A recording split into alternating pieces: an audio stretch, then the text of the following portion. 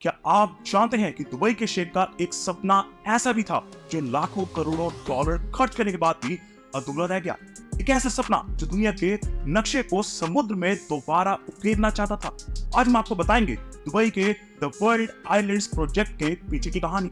ये कहानी है कि कैसे इस प्रोजेक्ट ने दुबई को पहचान दिलाई और फिर कैसे ये प्रोजेक्ट दुबई के शेख का अधूरा सपना बन गया। तो बात है साल 2003 की, जब दुबई के शासक शेख मोहम्मद बिन रशीद अल मक्तूम ने एक नया ख्वाब देखा, समुद्र के बीच में नक्शा बनाना, ऐसा नक्शा कि पूरी दुनिया का प्रतीक बने।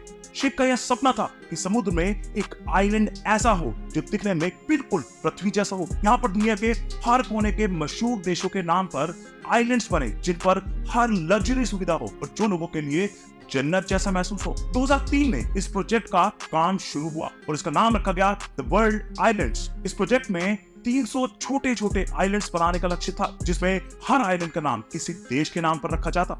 शुरुआत में लोग उत्साहित थे। इंटरनेशनल सेलिब्रिटीज, बिजनेस टाइकून्स और रॉयल क्लास ने इसमें दिलचस्पी दिखाई। हर कोई इस प्रोजेक्ट का हिस्सा बनना चाहता था। छोटे से छोटे आइलैंड की कीमत ही करोड़ों में थी और बड़े आइलैंड्स तो अरबों में बिका करते थे। 2008 तक 60% आइलैंड्स बिक भी चुके थे, लेकिन फिर एक ऐसी घटना घटी जिसने इस प्रोजेक्ट को झटका दे दिया। 2008 की वैश्विक आर्थिक मंदी। इस वित्तीय संकट ने सिर्फ दुबई ही नहीं बल्कि पूरी दुनिया को हिलाकर रख दिया। आइलैंड्स के रेट्स जमीन पर आ गिरे और इस प्रोजेक्ट में निवेश करने वाले बहुत से लोग पीछे हट गए। इन आइलैंड्स पर कंस्ट्रक्शन का काम धीमा पड़ने लगा। अब इन आइलैंड्स का रखरखाव भी एक बड़ी चुनौती बन चुका था। फिर आया अगला बड़ा झटका। समुद्र में बनाए गए इन आर्टिफिशियल आइलैंड्स पर एक नई समस्या आ गई, इरोजन, यानी कि कटाव। कई आइलैंड्स धीरे धीरे समुद्र में समा रहे थे और कुछ आइलैंड्स पर तो अब जमीन ही खत्म होने लगी थी। यह देखकर मीडिया ने इसे लेकर काफी कवरेज की, जिससे इन्वेस्टर्स का भरोसा कम होता गया।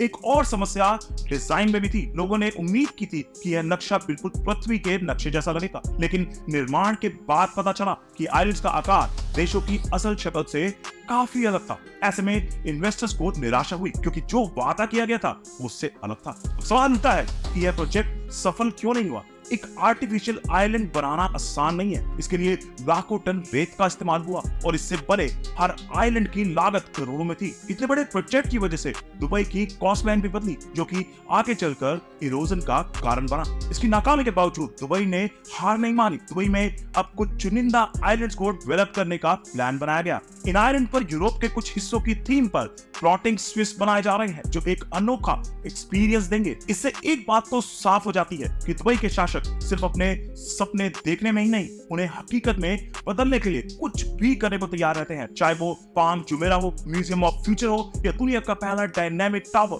दुबई हर बार नई मिसाल कायम कर रहा है।